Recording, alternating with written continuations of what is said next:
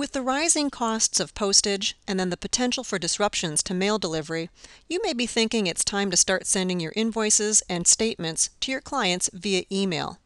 We'd like to show you how TPS can help you do just that and help save you time and money.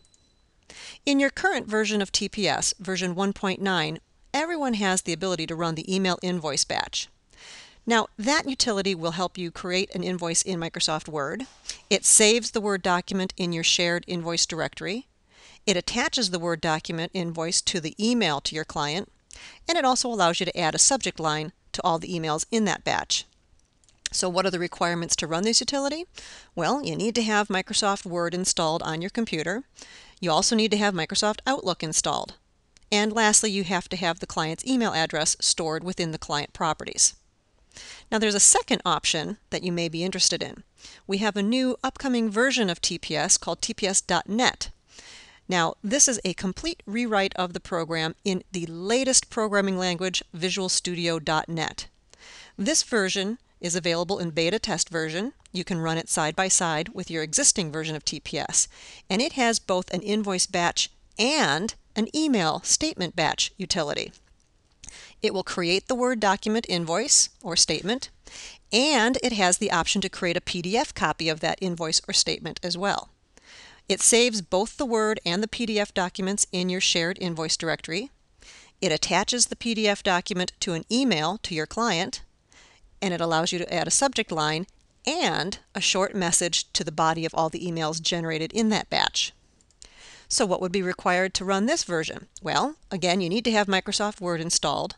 But if you want to enable the PDF feature, you must be running either Microsoft Word 2007 or 2010.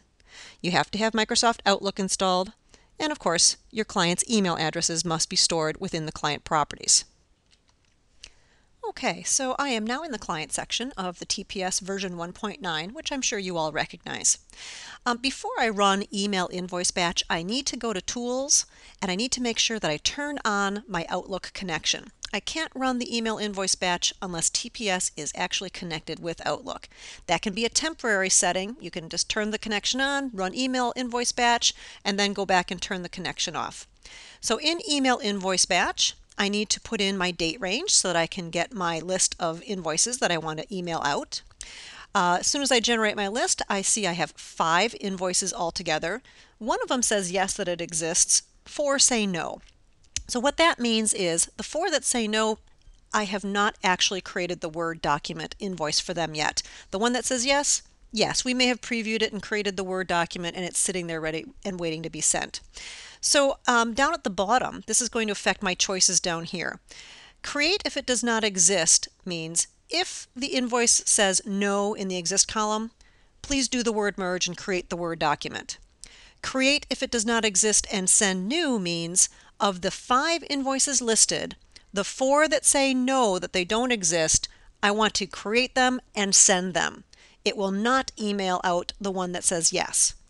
Create if it does not exist and send all. Again, it will create the 4 invoices that say no, that they don't exist, but send all 5. So that's what I'm going to select this time. When I click OK, it warns me that it could take a long time, which is fine, and then it gives me the opportunity to put in a subject line for each of the emails. So I'll say bill them now, invoice. All right, and then when I click OK to that, it's going to start creating a Word document for each of the invoices that say no.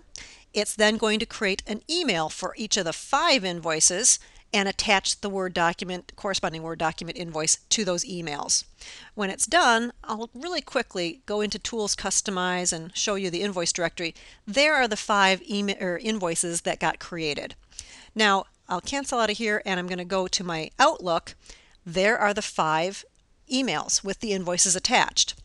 If I open up this one, you'll see there's the client's email address, there's my subject line, there's my Word document invoice, but the only thing it doesn't do is it doesn't let you put in a message in the body, of all the emails. You would have to do that one, email at a time, and then you could send it. Now that might take a long time and maybe you don't particularly like to do that.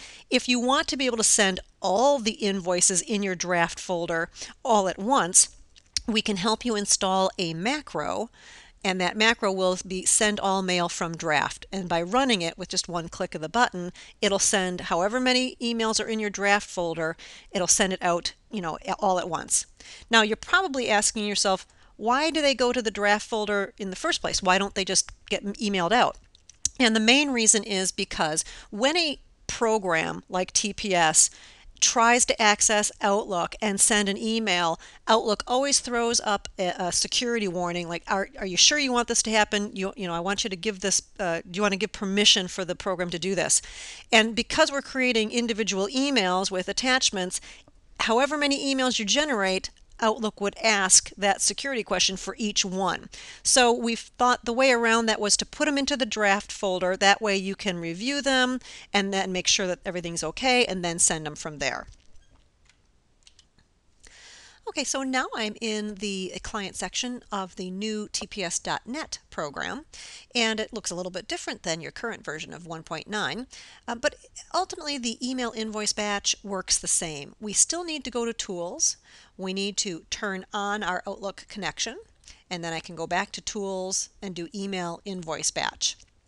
I need to put in my date range so that I get my generate my list of invoices. And now what's different in this screen is that there is a little box here where I can put a check mark in to create the Word document as well as a PDF file. There's also something different here, this little white paper with an A on it. Click on that and I can add a message that will be contained in the body of the email. And now what I need to do is choose Create if it does not exist and Send All. I'll click OK, get my warning, and then again I have the opportunity to put in my email subject line and then click OK. And as it does this, it will do one invoice or one document for each invoice. It will create that Word document, then create a PDF file for that document, save both in the invoice directory, and attach the PDF to an email to each one of these clients. And once it's done, then I will show you in our draft folder, there are my 5 emails. Now what's different about this one, I'll open it up. I've got my client's name or email address, I've got my subject. This time I have a PDF attached to the email, and then I've got my nice little blurb that I had typed in, and that is a message that's in each invoice or each email body. So again, I can just hit send, but that's kind of long and drawn out if I have more than just a handful of invoices. So I could just simply use the tools, macros, and then run the send all mail from draft macro. Very quickly, I want to show you that under Tools Statement Batch or Email Statement Batch, this works identically as the email invoice batch in that we have the little box to create as a PDF file, and we have the ability to enter a little email body message. And beyond that, it works identically and is a very simple way to email out a PDF copy of the AR statement to each one of your past due clients. So that's basically our email invoice batch in both the TPS version 1.9 and the TPS.NET. The email statement batch works identically.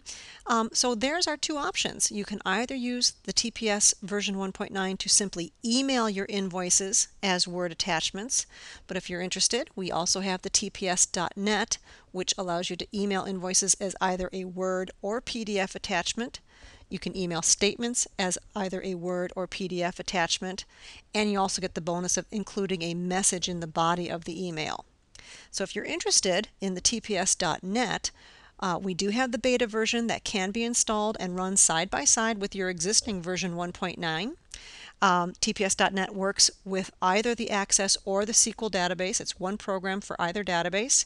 So contact TPS support at 1-888-877-2231 or email us at support@tpssoftware.com, and someone will contact you and help you get that installed and walk you through the process.